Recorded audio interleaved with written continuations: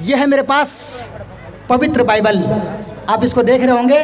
اس کے اندر ایک ایسی واقعہ لکھا ہوا ہے جو میں آپ کو سنانے جا رہا ہوں۔ یہ ہے پاک اور پوتر بائبل، میں نہیں کہہ رہا ہوں، آپ یہاں دیکھ سکتے ہیں لکھا ہوا ہے پوتر بائبل۔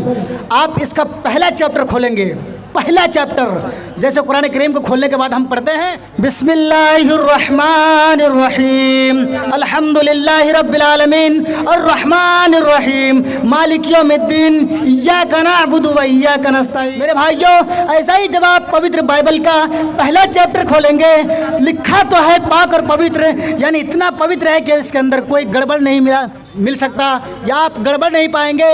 لیکن اسی پوتر بائبل کے اندر ایک کھنڈ ہے اتپتی، اس کے اندر لکھا ہوا ہے لوط علیہ السلام کے قوم کے لوگوں کو جب اللہ رب العالمین نے دھسا دیا، زمین کے اندر گاڑ دیا، تو یہ لوگ جو ہے وہاں سے چلے، لوط علیہ السلام اور اس کی دو بیٹی۔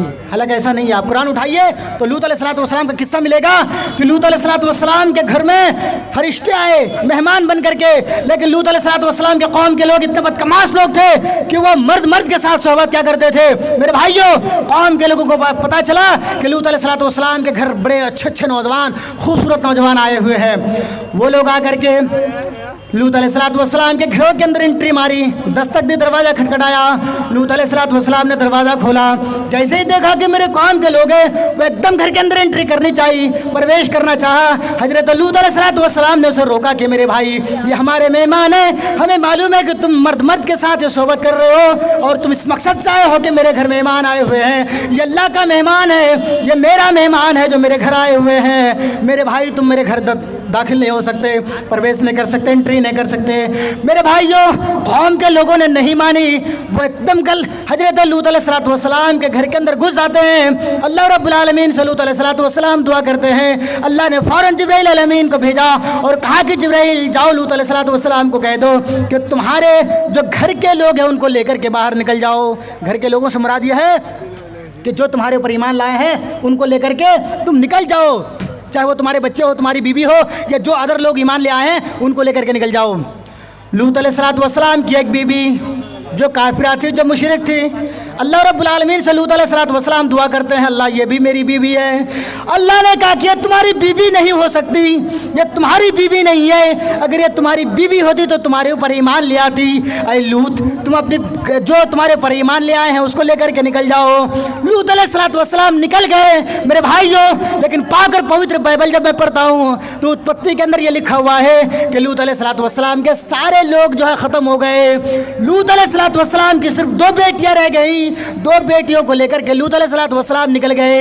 ایک غار میں پہنچے، ایک پہاڑ میں پہنچے۔ پہاڑ میں پہنچنے کے بعد لوط علیہ السلام کی دو بیٹیاں آپس میں مشورہ کر رہی ہے، کیا کہ اے میری بہن، بڑی بہن چھوٹی بہن کو بول رہی ہے، اے میری بہن، اللہ نے دنیا سے انسانوں کو ختم ہی کر دیا ہے، اب تو ہمیں اپنے نسل کو بچانا ہے، ہم انسان ہیں اور ہمارا نسل نہیں رہے گا تو پھر یہ نسل کیسے آگے بڑھے گی؟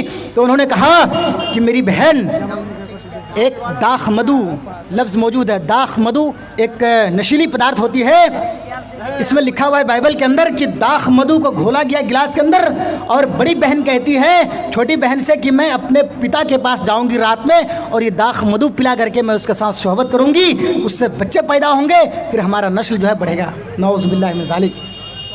ایک پوتر بائبل کا یہ الفاظ کہ لوط علیہ السلام ایک نبی ہے، اللہ نے انہیں نبی بنا کر بھیجا، اور لوط علیہ السلام کے بارے میں کہا جا رہا ہے کہ لوط علیہ السلام اپنی بیٹیوں کے ساتھ غلط کام کیے ہیں۔ میرے بھائیوں 100% رانگ، غلط۔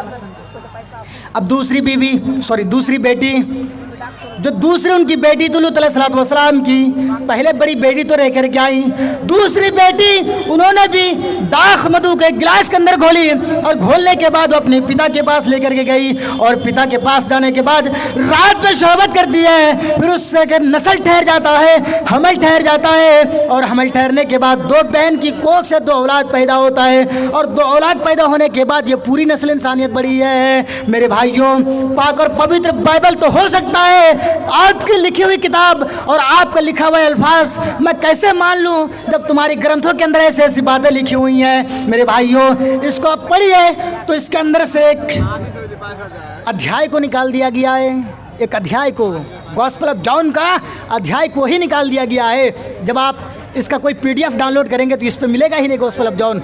Gospel of John chapter number 14 वर्ष नंबर आप 11, 12, 13, 14, 15 उठा लेंगे तो उसमें लिखा हुआ नूह अलैहिस्सलाम, ईसा अलैहिस्सलाम बोल रहे हैं कि मेरे बाद एक नबी आएगा जो आपको दीन सिखाएगा, दीन की बातें बताएगा, वो होगा मोहम्मद। वेदों के अंदर भी बहुत सारे ये मंत्र है। अहमद पितुस्परी मेघा मृत से जगरा हम सूर्य वाजने, ऋग्वेद मंडल नंबर 5 सूक्त नंबर 5 मंत्र नंबर 2 के अंदर भी लिखा हुआ है नरासंस्यो नरे प्रशंसियते। ऋग्वेद के अंदर ये भी लिखा हुआ है नरासंस जन्मम भवति नाभि कमलन। ऋग्वेद के अंदर ये भी लिखा हुआ है नरासंस गृष्टम अपसम सर्पत समम, यानी नरासंस उन्मा कल की, इस तरीके के बहुत सारे वर्ड आए हुए हैं जो सिर्फ जनाब मोहम्मद रसूलुल्लाह सल्लल्लाहु अलैहि वसल्लम पर फिट होता है। मेरे भाइयों, इस तरीके का बहुत सारे मंत्र है, बहुत सारे मंत्र मैं आपको सुना सकता हूँ, लेकिन हमें वक्त इजाज़त नहीं देता है।